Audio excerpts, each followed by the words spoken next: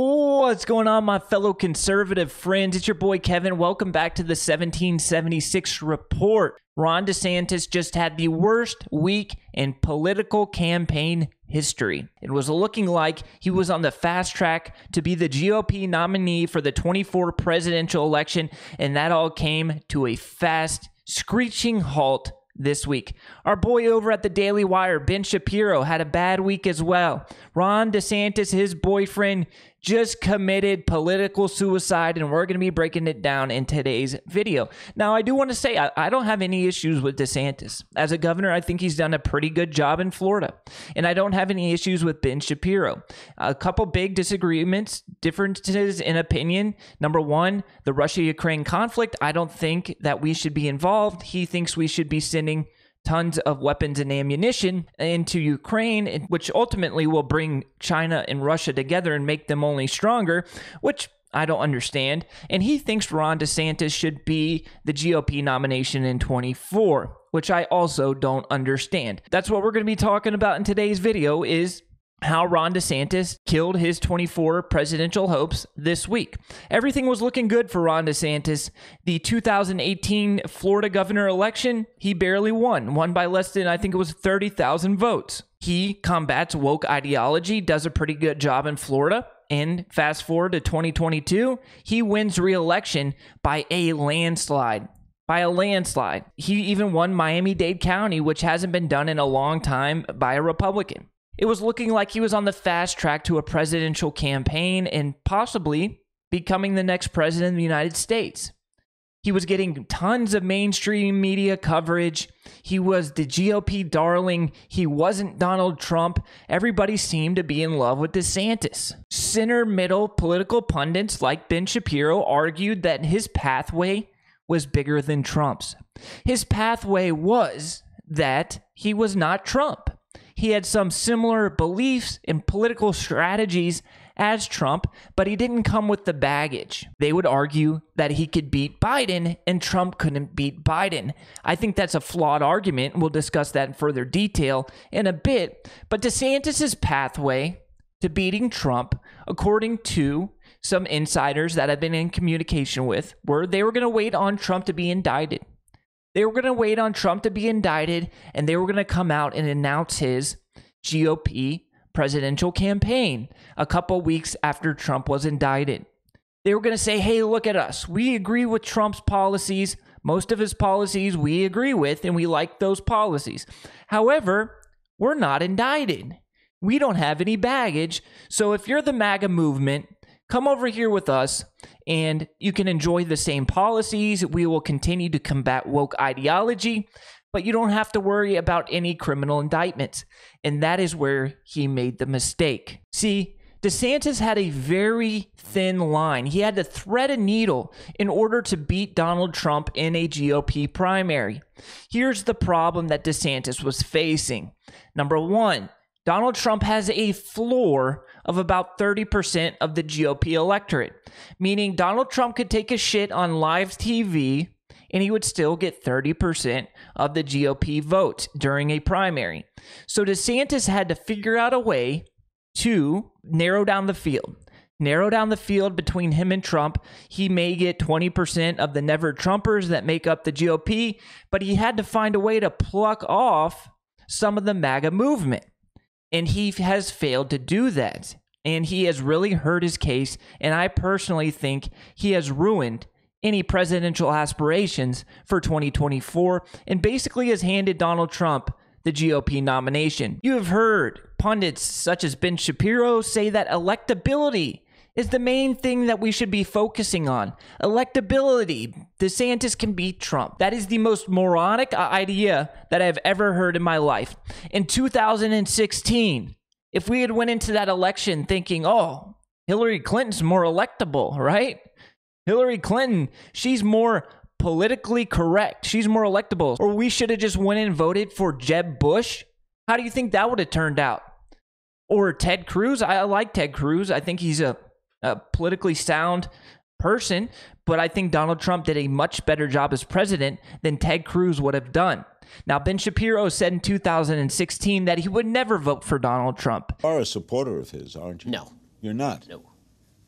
Well, being with Breitbart News, I would have thought that you would be an ardent supporter. That's one of the reasons I quit, yeah. They are supporters, aren't they? Oh, well, they are not only supporters, they are Trump Pravda. They're basically the official outlet for the Trump campaign. So you are a conservative who is troubled. Yes, deeply troubled. I mean, the reason I left Breitbart in the first place. He said that Donald Trump would not appoint conservative judges. How did that work out? Whose Supreme Court judges got Roe v. Wade thrown out in the Supreme Court? Who was it? Was it DeSantis? Was it Ted Cruz? Was it Jeb Bush? So Shapiro has always been anti-Trump, and there is a coalition in the GOP electorate that are always going to be anti-Trump like Shapiro is. But a large majority of the GOP electorate is not anti-Trump. There's probably like a 30% floor that would vote for Trump no matter what he did. There's also another 20% that like Trump that wish he would tone it down a bit. So that's 50% of likely Trump voters that make up the GOP. It may even be higher than that. So DeSantis had to thread that needle, and he ruined it this week with the potential Trump indictment. You see, the DeSantis campaign, which it already was a campaign, he hadn't declared yet, but he has already put around people to establish his campaign. They were telling him once the indictments come down, we are going to strike and Trump will be out of the race. All we need are these indictments to come down. So when Alvin Bragg, the Manhattan DA, it leaked out of his office that Trump was probably going to be indicted, DeSantis thought that was his time. He thought that was his time, and his political campaign, his presidential campaign, was about to kick off. He was excited. His campaign was excited. His staffers were jumping for joy. It was his moment. He was about to be the next president of the United States, because whoever comes out of the GOP side, I think, beats Biden, even if it's DeSantis or Trump. And I think Trump beats him bigger, and I'll talk about why in a sec. But his campaign was ecstatic. Trump was about to be indicted. So DeSantis was getting bad advice, and he went up to a regular press conference like he probably does weekly, and a reporter asked him this question, and this is how he answered, ruining his presidential campaign. Your thoughts are on the rumored Trump indictment, and if you have any role in it, if charges are brought on him, will you have any role in extradition to New York? So I've seen rumors swirl. I have not seen any facts yet, and so I don't know what's going to happen. But I do know this: the Manhattan. You can see in his face that he is more nervous than he traditionally is. You know, when you were in high school and you had to do that public speaking class where you had to give a speech in front of the school, or you had to present a project in front of the class, and you get that flush feeling that you're nervous, that you're scared because you just don't like public speaking. You can tell he has this feeling right now because he has his advisors saying, this is your time to go on the attack. And DeSantis isn't traditionally the type of person to attack another candidate. We haven't seen that really. He's more a traditional politician. Trump is a bruiser. He's a fighter. He's a brawler. DeSantis is not that. His sideline, his corner has told him that he has to become that. He's going to have to get in the weeds if he's going to beat Trump. And here we go. You can see his face is flushed and pale, and he's nervous. Manhattan District Attorney is a Soros-funded prosecutor. And so he, like other Soros-funded prosecutors, they weaponize their office to impose a political agenda on society at the expense of the rule of law and public safety. He has downgraded over 50% of the felonies to misdemeanors. He says he doesn't want to even have jail time for the vast, vast majority of crimes. And what we've seen in Manhattan is we've seen the crime rate go up, and we've seen citizens become less safe. And so you're talking about this situation with, and look, I don't know what goes into paying hush money to a porn star to secure silence over some type of alleged affair. I can't speak to that. Big mistake. That was what killed his 2024 presidential hopes. And you could hear his people in the background laughing. They thought that was their moment. They thought he was on the attack and it was game over for Trump. He was about to be indicted. He can't run for president if he was indicted. And over the next several days, what happened next was astonishing to the DeSantis camp. They had no idea it was coming. The entire GOP coalesces around Donald Trump. Kevin McCarthy, Speaker of the House, everybody coalesces around Donald Trump. It's the worst week for any presidential candidate that I've seen in a long time.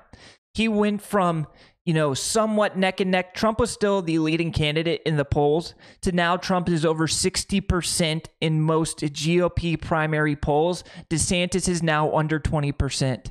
It was a catastrophe. The correct answer would have been to just wait for your moment. You don't go on the attack here. You have a liberal DA in Manhattan who is trying to take out the former president of the United States, who was part of your party, still the leader of your party. So you go to his defense and you do it faster than that. You shouldn't have to be asked. He should have came to his defense and waited to go on the attack. He could have waited to go on the attack till that first debate, said, I'm the better candidate, less baggage, blah, blah, blah. But he went on the attack here, and it cost him big time. What conservatives and Republican pundits and podcasters and talking heads on social medias don't understand about Trump is there's a probably 8 to 9% of Trump voters who won't vote for anybody else. Now, I think that's wrong. I would vote for whoever the GOP candidate is. Whoever wins from our side, I vote for. But there is a large electorate of the GOP base that won't vote for DeSantis, but would vote for Trump. Now, they say Trump lost to Biden in 2020. He'll lose to Biden in 2024. And here's why you're wrong. DeSantis isn't beating Biden if Trump can't beat Biden. If 6, 7, 8, 9% of the GOP electorate isn't coming out because Trump fires them up, Trump gets them to the polls, Trump fires these lower middle class white workers, blue collar workers up, and he gets them to the polls. He got more votes in 2020 than any other president in U.S. history other than Biden. And we all know what happened there. If COVID doesn't happen, Trump wins in a landslide. Now, there is a large swath of voters who have buyer's remorse. They voted for Biden in 2020. They were like, all right, this COVID stuff is crazy. They put Trump's face on COVID. Really, nothing he could do about it. I think he did a great job with COVID. But a large swath of voters connected Trump with COVID, and they said, all right, I'm just going to vote for Biden. I'm just tired of this. And they have buyer's remorse. They realize they made a mistake, and they will come back to Trump in 2024. Trump wins. DeSantis does not. There is polls that show 8 to 9% of the GOP voters who voted in 2020 will not vote if Trump is not on the ticket. Now, there's the argument that, look what happened in 2018. Trump lost seats in Congress, right? What happened in 2020? Trump lost. What happened in 2022? Trump lost. Okay, 2018, 2022, here's the big problem. Trump was on the ticket, and the voters who Trump fires up, who don't traditionally vote, Trump wasn't on the ticket, so they didn't vote. In 2020, that's COVID year. You have to throw that out. That's an outlier. 2020 cannot be looked at for further elections to determine expectations. You just can't do it because of how crazy of an election it was. These voters that Trump gets out to vote who don't traditionally vote are the voters that handed Trump Michigan in 2016, that handed Trump Wisconsin in 2016, and handed Trump Pennsylvania in 2016. In 2020, Donald Trump lost that election in 3 states by a combined 50,000 votes. Now, you can ask yourself this question. If you think Donald Trump loses by 50,000 votes in 2020 without COVID happening, does he? I personally don't think he does. And I personally believe, and data supports this, that there is a large swath of voters that regret voting for Joe Biden. You turn on any social media app and you'll see it. Okay, so that's my opinion. I think DeSantis really hurt himself with this not coming out to Trump's defense quick enough, and he took his shot. He took his first shot at Trump, and it missed bad. Let me know what you think in the comments. The polls support what I'm saying. Trump up over 60% in the GOP primary for the first time in a long time. Let me know in the comments. Love you guys, and I'll